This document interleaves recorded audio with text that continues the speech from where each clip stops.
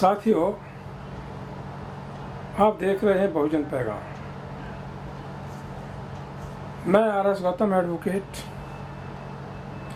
आज आपके समक्ष एक ऐसे अहम पहलू पर बात करने जा रहा हूं,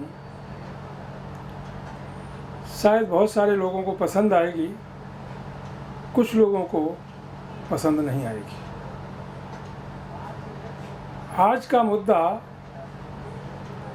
अंधभक्तों से जुड़ा हुआ है, चाहे वो किसी भी पार्टी के हों, किसी भी राजनीतिक दल के हों।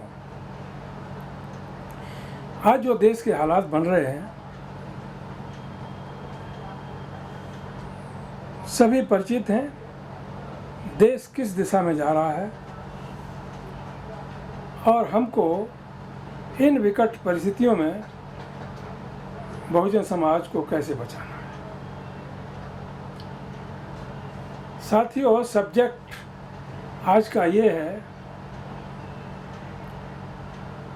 पार्टी बड़ी है, पार्टी के उसूल बड़े हैं अथवा व्यक्ति बड़ा है। माननीय कांसीराम साहब ने हालात को देखते हुए पहले बामसेफ बनाया, उसके बाद DS4 बनाया, उसके पश्चात उन्होंने एक राजनीतिक दल बनाया जिसका नाम रखा गया बहुजन समाज पार्टी।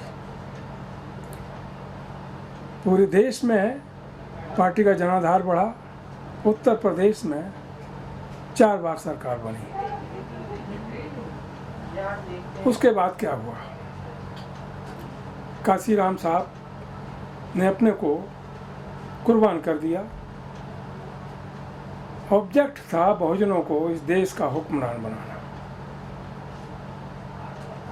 लेकिन वो ज़्यादा समय तक नहीं रह सके देश के बीच और बागडोर छोड़कर मायावती जी के हाथों में पार्टी की चाबी दे गए। उसके बाद क्या हुआ आप जानते हैं।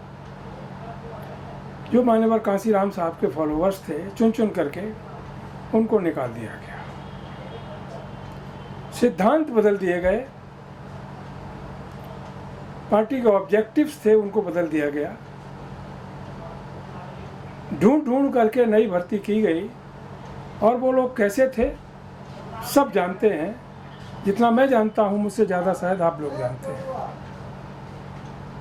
अंधभक्त अथवा चमचे मायावती जी को पसंद है और उन लोगों ने आज यहाँ पर लाकर खड़ा कर दिया कि आज पूरा उत्तर प्रदेश के अंतर्गत, जहाँ 2007 में 206 MLA जीत के आए थे, 1 MLA जीत पाया। वो भी एक भी माइनॉरिटी का नहीं, एक भी ब्राह्मण नहीं, एक भी SC नहीं, एक भी SC नहीं, एक भी OBC नहीं। ऐसा क्यों हुआ और कैसे हुआ? आज पूरे प्रदेश ही नहीं, पूरे देश के बहुजन समाज के लोगों को सोचना पड़ेगा और फैसला करना पड़ेगा कि क्या व्यक्ति पूजा करने से बहुजनों का कल्याण हो सकता है अथवा उस महामानव ने अपने को कुर्बान करते हुए बहुजनों को सत्ता तक पहुंचाने का जो रास्ता दिखाया, उसके सिद्धांतों पर चल करके बहुजनों का कल्याण हो सकता है। फैसला आप सबका है। आप सब बुद्धिमान हैं, पढ़े लिखे भी हैं। जो नहीं पढ़े लिखे हैं, गांव में रहते हैं, वो भी सब समझते हैं। आज हम विपक्ष में हैं, बहुजन समाज पार्टी विपक्ष में है। विपक्ष को विपक्ष के साथ रहना चाहिए। बातें होती रहती हैं, कुछ भी हो। आपका झुकाव सत्ता दल की तरफ रहता है। देश में राष्ट्रपति का चुनाव होने जा रहा है। BSP की तरफ से, BSP की बात छोड़ो, मायावती की तरफ से ऐसा लग रहा है कि शायद सत्ताधारी दल ने जिस कैंडिडेट को चुना है उसको पार्टी का सपोर्ट मिलेगा। आज ये क्लियर करना पड़ेगा आपको, आप विपक्ष में हैं या सत्ता पक्ष में हैं। आप विपक्ष की बगावत करती हैं अथवा सत्ता पक्ष की। इस तरह से समाज में बहुत बड़ी भ्रांति फैल रही है, जिसको दूर करने की सबसे बड़ी जिम्मेदारी मायावती की है। उसके बाद समाज को फैसला करना पड़ेगा। साथियों, बेरोजगारी बढ़ रही है, अत्याचार हो रहे हैं, जुल्म ढाए जा रहे हैं, देश टूटने के कगार पर आ गया है, देश का बुरा हाल है। सारा युवक देश का आज रोडों पर चक्कर लगा रहा, पुलिस के डंडे खा रहा है। ऐसी स्थिति में आप अपने गरेबान में जाके देखिए कि क्या आप विपक्ष की भूमिका निभा रहे हैं, किसी का प्रोटेक्शन करने के लिए जा रहे हैं? नहीं, कदापि नहीं। अभी 2 दिन पहले चंद्रशेखर रावण का एक स्टेटमेंट आया कि जब आप पिटते हैं, जब आप अत्याचार होते हैं, बलात्कार होते हैं, कत्लेआम होता है, तब आप चंद्रशेखर को याद करते हैं। चंद्रशेखर जाता भी है, जो भी हो सकता है वो करता है, लेकिन वो सत्ता तो नहीं है उसके हाथ में, कुछ भी नहीं है। लेकिन जब वोट देने का समय आता है तो बीएसपी को देंगे, सपा को देंगे, बीजेपी को देंगे, कांग्रेस को देंगे, चंद्रशेखर नोवेयर। तो इस तरह की पॉलिसी जो देश में बनने जा रही है, इसमें देशवासियों को भी फैसला करना होगा कि कौन ऐसा नेता है या हो सकता है कि हर बहुजन समाज की और देश की एकता, अखंडता, समानता, समता, आपसी भाईचारा, विश्व बंधुत्वता को ध्यान में रखते हुए संविधान की रक्षा के तहत लोगों के संवैधानिक अधिकारों की रक्षा के लिए आगे बढ़ रहा हो, आगे बढ़ने का काम कर रहा हो। आज 50 दलितों की हत्या हो जाए, कितने रेप हो जाए, बलात्कार हो जाए, पूरे देश में हो रहे हैं। कितने अफसोस की बात है कि मायावती की तरफ से न तो कोई स्टेटमेंट आता है, न मायावती उसको प्रोटेक्ट करने के लिए जाती हैं, कहीं पर नहीं दिखती। हम या हमारे देश के लोग बहुजन समाज पार्टी जो कि माननीय कांसीराम साहब ने बनाई थी, उसके खिलाफ नहीं है। अंतिम क्षण तक देश के नौजवान, देश का बहुजन समाज पार्टी की रक्षा के लिए अपने को कुर्बान कर देगा। लेकिन अब ऐसा नहीं हो बर्दाश्त किया जाएगा कि पार्टी का दुरुपयोग किया जाए केवल अपने व्यक्तिगत स्वार्थ के लिए। वो नहीं चलेगा।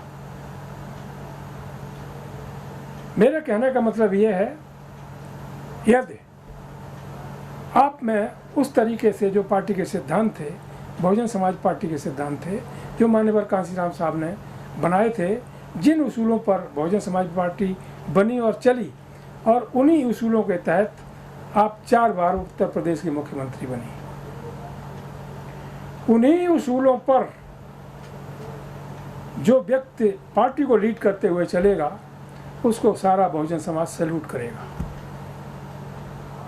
लेकिन जो पार्टी के नाम पर केवल अपना काम करेगा, अपने स्वार्थ की बात करेगा और बहुजनों की बात कहीं नहीं करेगा, उनका एक्चुअल में जहाँ रिप्रेजेंटेशन होना चाहिए नहीं बात करेगा, ऐसा लीडर बहुजन समाज की लीडरशिप नहीं कर सकता।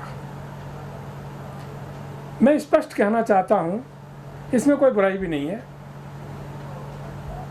बहन जी, आपने बहुत अच्छे काम किए हैं। आपको यही समाज, और मैं खुद आयरन लेडी कहता था, पूरा समाज कहता था, क्या हुआ समझ में नहीं आया। वो हिम्मत, वो ताकत, वो विचार कहाँ चले गए? किसका डर है? चलो कुछ भी हो, यदि आप पार्टी का नेतृत्व करने की क्षमता नहीं रखते, इतना बड़ा उत्तर प्रदेश है, इतना बड़ा देश है, कम से कम 2, 4, 6 लोग तो ऐसे बहुजन समाज से निकल के आ ही जाएंगे, मिल जाएंगे, जो माननीय कांसीराम साहब के सिद्धांतों पर चलते हुए पार्टी को आगे बढ़ाएंगे। मैं समझता हूँ बहुजन पैगाम पर जो देश भर से रिपोर्ट आ रही हैं, यदि आप उन उसूलों पर अडिग रहते हैं, आज से 10 साल पहले आप देश के प्रधानमंत्री बन सकते थे। क्यों नहीं? ऐसा नहीं हुआ। उसका जिम्मेदार कौन है? देश के लोग, बहुजन समाज के लोग आपको देश का प्रधानमंत्री देखना चाहते थे, आज भी देखना चाहते हैं। लेकिन पता नहीं, दो ही कारण हो सकते हैं, या तो आपको किसी ने डरा धमका दिया है, अथवा आपका कोई व्यक्तिगत स्वार्थ है जिसकी वजह से आप उसूलों से भटक गए। बहुजन समाज से आपने सर्वजन समाज बना दिया। रिजल्ट क्या हुआ? बहुजन समाज ने 206 जिताए, 20-20, 25-25 मेंबर पार्लियामेंट जिताए, और सर्वजन समाज ने आपका लुटिया डुबो दिया, एक आदमी जीत पाया। ये तो ठीक नहीं है। 2024 का चुनाव आने वाला है। हमारे बहुजन समाज के लोगों, ध्यान से सुनो, जिम्मेदारी तुम्हारी भी है। किसी एक व्यक्ति को ब्लेम करना ठीक नहीं होगा। आप लोग ही फैसला करो, तय करो कि बहुजन समाज का नेतृत्व किसके हाथ में दिया जाए, कौन करेगा, कौन कर सकता है। कोई अंधभक्त और चमचा नहीं होना चाहिए किसी भी व्यक्ति का। वही इस पार्टी का नेतृत्व कर सकता है। एक माननीय कांसी साहब ने किताब लिखी थी, चमचा योग।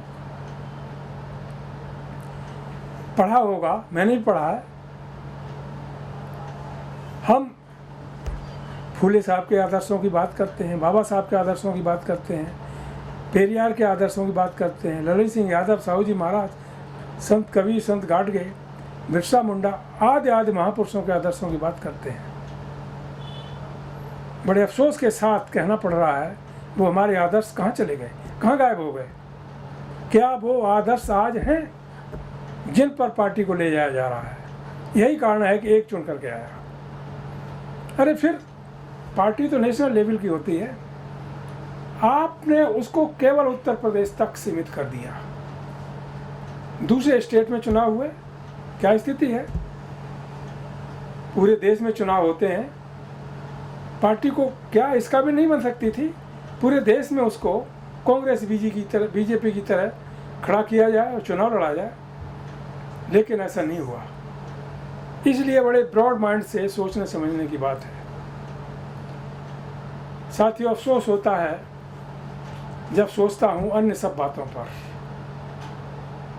मैं जानता हूँ कि उस समय मैं स्टूडेंट था, जब मान्यवर कांसीराम साहब गांव-गांव जाते थे, छप्परों में बैठ करके मीटिंग करते थे। 10, 20, 50 लोग हुआ करते थे, 2-2, 5-5, 10-10, 20-20, 50-50 रुपये दिया करते थे, उससे काम चलता था। वो सब बातें भूल गए। किस महापुरुष ने अपनी कुर्बानियों के तहत इस पार्टी को यहाँ तक पहुँचाया, और आपने उसको गर्त में डुबो दिया। क्यों? सोचने की बात है। विपक्ष विपक्ष से लड़ रहा है अथवा विपक्ष सत्ता पक्ष से लड़ रहा है? Question is this. ये सबको सोचना चाहिए, गौर करना चाहिए। यदि विपक्ष विपक्ष से ही लड़ेगा तो सत्ता पक्ष तो और मजबूत होता चला जाएगा, उसकी नीतियां मजबूत होती चली जाएगी। स्पष्ट रूप से बता देना चाहता हूं, बीजेपी अपने सिद्धांतों के साथ चलने वाली इस देश के अंदर नंबर 1 की पार्टी है, जिसने कभी अपने सिद्धांतों से कोई समझौता नहीं किया। वो आरएसएस और मनवादी विचारधारा पर चलती है, शुरू से चलती रही, आज भी चल रही है, सब जानते हैं। बोल्ड डिसीजन लेना बीजेपी को आता है, उसने लिया। उसने कहा कोई भी चुनाव में हम मुसलमानों को टिकट नहीं देंगे, नहीं दिया, सरकार बन गई। आप लोगों में हिम्मत है क्या ये बात कहने की कि हम सवर्णों को टिकट नहीं देंगे? जिस दिन जिस नेता में ये कहने की हिम्मत आ जाएगी, उस दिन देश में हर प्रदेश में उसकी सरकार बन जाएगी। लेकिन इसके लिए बहुत कुछ चाहिए, बोल्डनेस चाहिए। एक बात जो सबसे इम्पोर्टेंट, इतिहास गवाह है इस बात का कि कोई व्यक्ति अरबपति खरबपति होकर के किसी समाज का नेतृत्व नहीं कर सकता, और मुख्य रूप से बहुजन समाज का नेतृत्व नहीं कर सकता। पूरा इतिहास देख लो, जो निचले स्तर से उठ के आया है वही देश का, प्रदेश का शासक बना है। इसलिए हमको तय तक जाना पड़ेगा और दोबारा से मान्यवर कांसीराम साहब के और बाबा साहब के उसूलों पर चलते हुए पार्टी को मजबूत करना पड़ेगा। कभी भी मेरी डेली पोस्टिंग जाती हैं, वीडियो जाते हैं, कभी भी आप देख ले, कोई देशवासी कह दे मैंने पार्टी का कभी विरोध नहीं किया, कभी भी, अभी नहीं कर रहा हूँ। हमारी पार्टी है, हमने बनाई है और हमने सहयोग किया है, वोट दिया है, सब कुछ किया है। क्या एक व्यक्ति के कहने से पार्टी को डुबो दिया जाएगा? नहीं, सबकी जिम्मेदारी है। साथियों, एक उदाहरण देना चाहूँगा। कांसीराम साहब ने एक बार एक समय एक सभा को संबोधित करते हुए भाषण दिया था कि एक नाव में 50 आदमी बैठे हुए जा रहे हैं, एक मल्लाह है जो चला रहा है, जितनी जिम्मेदारी चलाने वाली की उतनी बैठने वालों की है। यदि मल्लाह को नींद आ गई और उसे नहीं हटाया गया और दूसरे ने वो स्थान नहीं ग्रहण किया तो पूरी नाव डूब जाएगी, सारे के सारे बह जाएंगे, डूब जाएंगे, मर जाएंगे। यही आज हो रहा है। इतने चमचे और अंधभक्त पैदा हो गए हैं कि उसी मल्लाह से नाव चलवाना चाहते हैं जिसे जो नाव में बैठे हुए हैं, डूबे चाहे मरे, उसकी कोई परवाही नहीं है। इसलिए हम सब की जिम्मेदारी है, हम नाव में बैठे हुए हैं इस समय, कि मल्लाह उस दिशा से भटक गया है जिस दिशा में नाव को जाना चाहिए था। इसलिए मल्लाह को बदल देने की ज़रूरत है। कुछ नहीं कहना है, केवल चेंज करना है और कुछ नहीं कहना है। ना मल्लाह की आलोचना करनी है, ना बुराई करनी है, कुछ भी नहीं करना है। वो हमारे लिए सम्माननीय है क्योंकि उस मल्लाह ने बहुत सारे काम किए हुए हैं जो कि इतिहास बना हुआ है, उसे नकारा नहीं जा सकता। बस केवल इतना करना है कि चेंज करने की ज़रूरत पड़ गई है और ज़रूरत होगी तभी बात बनेगी। और उसमें मेरी राय तो यही है कि जो भी चेंजिंग हो उसमें उस नाव चलाने वाले मल्लाह की राय भी होनी चाहिए। इसके लिए मल्लाह को खुले दिल से, निष्पक्ष रूप से बहुजन समाज के हित में अपनी राय व्यक्त करनी चाहिए। हम आपको आश्वासन देना चाहते हैं कि हम बहुजन समाज के लोग किसी भी परिस्थिति में उस मल्लाह के खिलाफ जो भी व्यक्ति आवाज़ उठाएगा, जो भी उसका नुकसान करने की सोचेगा, उसको नेस्तनाबूद कर दिया जाएगा। बहुजन समाज कम नहीं है, बहुत बड़ी तादाद है। इसकी ताकत वो खुद लोगों ने समझ नहीं पाया है। अब वक्त आ गया है, इसलिए पार्टी को मजबूत करना है और मल्लाह को चेंज करना है। किसी तरह का कोई दिक्कत नहीं है, बहन जी को इसमें कोई तकलीफ नहीं होनी चाहिए। कोई उनके सिद्धांतों से खिलवाड़ नहीं हो रही। हम उनका दर्जा और बढ़ाएंगे, पूरा समाज उनके साथ खड़ा हुआ है। किसी भी कंडीशन में हम बहुजन समाज के इंटरेस्ट की, उसके हितों की, पार्टी के हितों की बात कर रहे हैं, न कि किसी की आलोचना कर रहे हैं। इसलिए ब्रॉड माइंड से सब लोगों को ये ड्यूटी बनती है और बोल्ड तरीके से आज नहीं तो कल ये डिसीजन लेना ही पड़ेगा, क्योंकि 2022 जून का महीना ख़त्म हो गया, 2024 आ रही है। 2024 में क्या होगा? यदि ऐसा ही चलता रहा तो मनुवादियों की सरकार दोबारा बन जाएगी, इसमें कोई शक नहीं। इसलिए हम विपक्ष में हैं तो विपक्ष में बन के रहें, विपक्ष की एकता के लिए बात करें। बातें चलती रहती हैं, बहुत सी बार बातें होती हैं, अपनी अपनी युगों की टकराहट में विपक्ष को कमज़ोर ना करें। यही विपक्ष कल जा कर के सत्ताधारी दल बन जाएगा, इसमें कोई शक नहीं। क्योंकि जो लोग आज पार्लियामेंट में, विधानसभा में बैठे हैं वो अल्पसंख्यक वर्ग के लोग हैं और उनके हाथ में सत्ता सौंप दी गई है ईवीएम के माध्यम से। पहला काम तो ये है कि जितनी विपक्षी पार्टियां हैं, चाहे सपा है, बसपा है, आरएलडी, आरजेडी, कुछ भी हैं, जितनी पार्टियां हैं, ईस्ट से वेस्ट तक, नॉर्थ से साउथ तक, सबको ईवीएम का विरोध करना चाहिए। और ये चुनाव आयोग को लिख के दे दें कि अब कोई भी चुनाव होगा और ईवीएम से होगा, हम चुनाव का बहिष्कार करेंगे, हम चुनाव नहीं लड़ेंगे और चुनाव बैलेट पेपर से होना चाहिए जैसे पहले हुआ करता था। एक आवाज़ ये पूरे देश से उठनी चाहिए, सारे विपक्ष के माध्यम से उठनी चाहिए, चाहे कांग्रेस हो, चाहे सपा हो, चाहे बसपा हो, कोई भी पार्टी हो, सबकी तरफ से ये पैगाम आना चाहिए। दूसरी बात ये भी तय है कि जब तक कोलोजियम के माध्यम से हर जुडिशरी में परिवारवादी जजों की व्यवस्था होती रहेगी, वही जज बनाए जाते रहेंगे, देश को न्याय नहीं मिलेगा, समान न्याय नहीं मिलेगा। तीसरी, लेटरल एंट्री के माध्यम से जो लोगों को भर्ती की जा रही है उसमें बहुजन समाज का एक व्यक्ति नहीं आ रहा है। ये ऐसे अहम मुद्दे हैं जो धरातल से जुड़े हुए हैं, बहुजन समाज से जुड़े हुए हैं, उनका आहत हो रहा है और कोई भी पार्टी, विपक्षी दल इनको उठाने की हिम्मत नहीं करता। क्यों? इस तरह से आपको इस तरह के पढ़े लिखे लोग, लॉयर्स हैं, उनको रखना पड़ेगा, जो सोशल एक्टिविस्ट हैं उनको रखना पड़ेगा, वो आपको राय बताएंगे और उसको ध्यान में रखते हुए आपको चलना पड़ेगा। हम ये नहीं कहते हैं कि वो जैसा कहेंगे वैसा ही आप करिएगा, राजनीति आपने करनी है, लेकिन वो जो लगे हैं, रात दिन लगे रहते हैं, तो वो व्यर्थ में नहीं, सही दिशा में देश समाज को ले जाने की ज़रूरत पड़ रही है, इसलिए वो मेहनत करते हैं, मैं भी मेहनत करता हूँ। साथियों, क्योंकि वीडियो लंबा हो जाएगा, संक्षेप में मैं अपनी बात को यहीं पर सीमित करना चाहूँगा। केवल एक बात को कहते हुए कि आज बहुजन समाज पर बहुत बड़ी जिम्मेदारी आ चुकी है। 85% 90% कहलाने वाला बहुजन समाज अलग थलग पड़ा हुआ है। उसकी इतनी पार्टियां हैं, कोई सत्ता में नहीं है। और जो मनोवादी समाज है उसकी 5 पार्टियां हैं, 5 पार्टियां सत्ता में हैं, और 90% 85% कहने वाले कहीं सत्ता में नहीं है। वो आपस में ही लड़ रहे हैं।